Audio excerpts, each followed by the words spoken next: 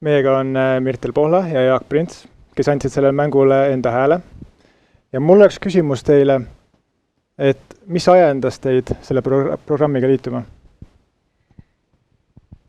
No nagu me oleme vist juba päris mitmetelt erinevatelt inimestelt siin kuulnud, siis see on teema, mis on väga oluline ja millega on vaja tegeleda ja millele on vaja kaasa aidata,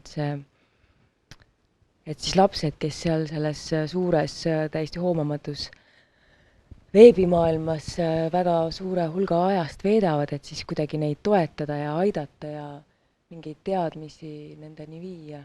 Et selles mõttes see lihtsalt tundus oluline teema. Ja, et see on meie erialas võimalik panus sellesse mängu anda, et me anname oma hääle. Suurepärane. Me täname teid selle eest.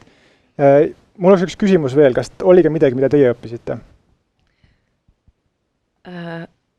No võib-olla päris sellist asja praegu ei tule mul meelde. Sul tuleb jah?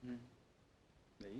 See oleks päris üllatus. Aga selleks peaks mängu vist mängima. Üks asi on häält anda lihtsalt nagu saab aimu, et ilmselt siin on sellised plaanid, aga selleks, et saada aru, et kuidas see teekond on, sest vahepeal võib-olla on minu tekst, aga tegelikult vahepeal on ka Mirtli tekst, et siis see jada läbi käia, et selleks on vaja mängu mängida. Selge, suurepärane.